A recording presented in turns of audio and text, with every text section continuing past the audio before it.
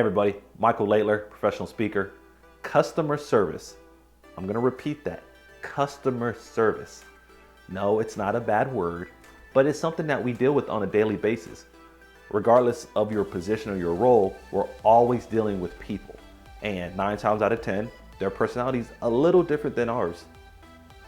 With over 18 years of government experience, I've learned that building my customer service skills has impacted everything I do. It allows me to have better transitions. It allows me to minimize problems, and it allows me to handle situations at my level. In this video, we're going to talk about some strategies and techniques that I have been using for nearly 2 decades to help improve my customer service. Let's jump onto the video.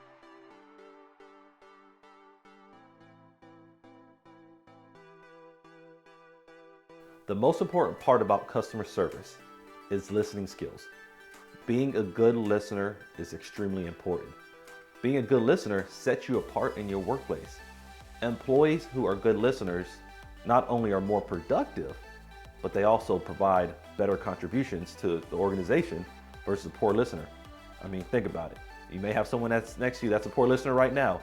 How well are they providing information? But when it comes to listening, there's 2 areas that are extremely important. 1, practicing your listening skills. It does not happen overnight, and it's continuous improvement to become better in that area. 2nd is getting others to listen. Yes, you have to practice your listening skills, and you have to learn how to get others to listen. Both of those things will be extremely vital and important to all customer service issues that you have, because what I have learned is listening, understanding, comprehending, and providing feedback to issues that arise, especially in government service, eliminates a lot of problems.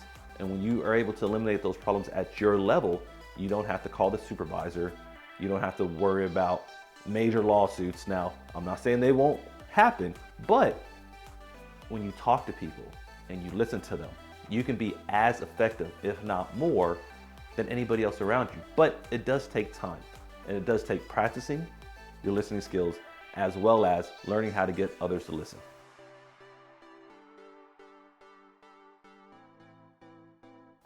The first part on practicing good listening skills is make eye contact. I know sometimes that could be difficult, but think about it. As you look at me, I'm making eye contact with you. When you look at talking to somebody, do you feel more connected to them if they're looking down at the ground like this, or they're looking up at the sky? What's more effective just in your own situation? When it comes to eye contact, it's best to maintain it while that person is talking to you, because as you're looking at them, they're going to be able to tell if you're paying attention. It's recommended that when you are listening, especially when it comes to eye contact, is you try to tune out any distraction that may come around you. Try not to veer off or allow yourself to look in another direction. Other people have other techniques that say, look right here at their forehead or look at their chin, whatever that might be for you. But to truly demonstrate good listening skills and be effective in that area, make eye contact. That's the very first thing I want you to do in order to increase your customer service skills. Make eye contact and show the person that you're truly focused on what they're saying. While you're making this eye contact, actually pay attention to what they're saying. Concentrate on the words they're using, how they're saying whatever words they're using, and pay attention to their body language. If you didn't know, when it comes to communication, 55% is nonverbal, 38% is how somebody says something, and then 7% is the words they use. When you look at all of those areas, it helps you understand what the person is going through. Now, you won't know every single detail, but if they're really passionate about a certain topic, let's say, for example, their power's out and now you're there to fix it, well, they're going to show it, they're going to say it, they're going to demonstrate it. But concentrate on what they're saying to truly understand what's going on with them. And once they're done speaking, rephrase what they said. Say something to the effect of, did you mean this? Or for clarification, did you say this? Using phrases like that allows a person to understand that you're listening. But when you're looking at how to truly understand them, you're already making eye contact, you're concentrating on what they're saying, but you're also rephrasing it to ensure that you truly understand what they have said. If you don't, it's going to be hard for you to remember, especially if the person is really explaining something that's very technical or long in nature. You have to be able to rephrase it, break it down for you to understand whatever the issue is to help address that issue and hopefully provide a solution for it, or at minimum just be a listening ear for them.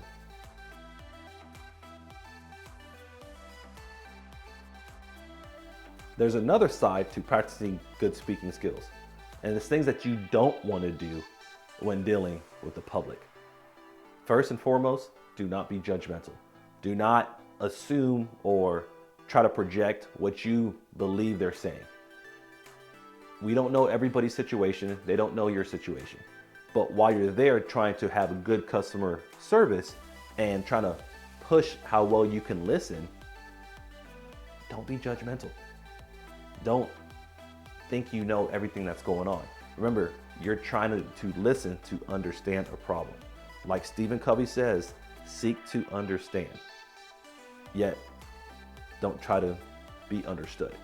As you understand what that person is saying, it's going to allow you to find that problem. But if you start to judge, interrupt, get distracted, those are going to be all areas that's going to keep that person from telling you what the problem is. It's going to make them step back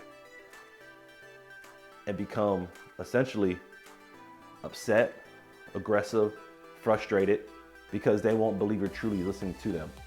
We already know what we need to do to listen. Now let's package that and realize what we don't want to do. Don't be judgmental. Don't interrupt. And avoid any distractions or anything that might take you away from their message.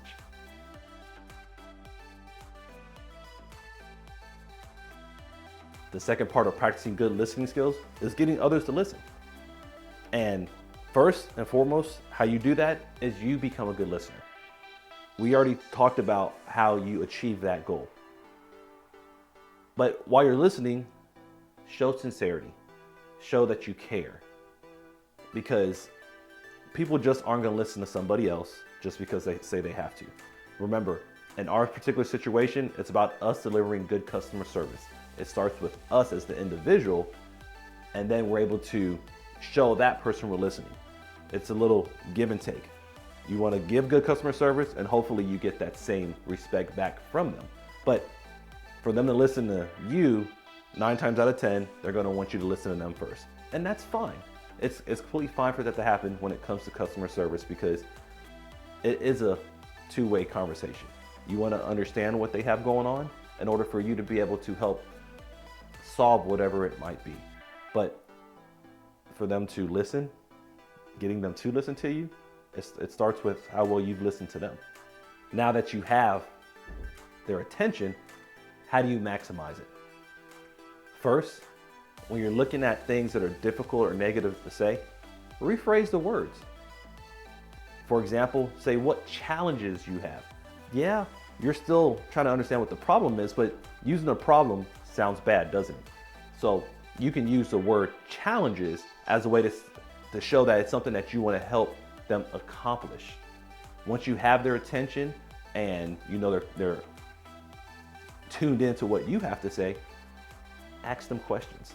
Open-ended questions, especially things that you're not particularly sure about. If they go on a rant about what they have or what they believe happened to them, once they're done, ask them to explain more. And then as they're doing that, you actually are able to give strong answers based on their responses. If you don't understand everything that they said, tell them to repeat it, however many times it takes. But once you have it, you want to change that negative conversation and you want to turn it positive. And that's going to come with your nonverbal communication, how you say things, and of course the words you use. Remember, you want to switch that word problem into challenge. or that word problem into opportunities, whatever suits your vocabulary, but you always want to spin it and make it seem positive because that's what you're trying to get. You're trying to get a positive outcome. You're not trying to end the customer service right there. You're trying to build from it and grow, and you want to solve the person's problem. The final part of getting people to listen is mean what you say. If you say you're going to do something, if you say you're going to deliver a service or a product, make sure you do it. Because I will promise you this, being in government service, people talk and they brag about how well you have done something. But did you hear what I said? How well you have done something. Not what you said you were going to do, but what you actually did. If you tell them you're going to do X, Y, and Z task, make sure you do it. Make sure you deliver on what you're going to say or do, because people are going to talk. And the more they know that you can deliver on what you say, the better they're going to be at actually listening to you. I know we tend to push up problems or challenges to the next level, or hey, talk to my supervisor, but what do you think your supervisor's doing? They're offering positive feedback, they're listening, but they're doing what they say. You can do the same thing. You don't have to have whatever issues going on go past you most of the time. But whatever you do, whatever you say, make sure you follow up with it. Make sure you actually go with and complete whatever task you have promised you would do. All right, thank you for watching this video. Hopefully I was able to give you some quick tips and strategies that you can take out into the field right now. Remember, you want to practice your listening skills, and you always want to work on getting others to listen. Those two areas will allow you to elevate your skills when it comes to customer service, because it is so important to be strong in customer service, especially in the government setting. People count on us. People rely on us. They want to have answers to their questions. They don't want us to be upset with them. They don't want us to argue with them. They just want their problem solved. But having great customer service, even when you can't finish something right away, will allow them to have some ease. Think about it. When you've had good customer service, how much better were you in your role? How did you feel as a customer? Even if it couldn't be accomplished, but if the person listened to you, if you spoke to them and they repeated what you said, how did that make you feel? Just the simple fact that they were trying to solve your problem and comprehend what you're saying. You can do the same thing. You can accomplish that, but it does take time, and it's going to take a lot of listening skills to be able to accomplish what you're trying to do. Thank you. Have a great day.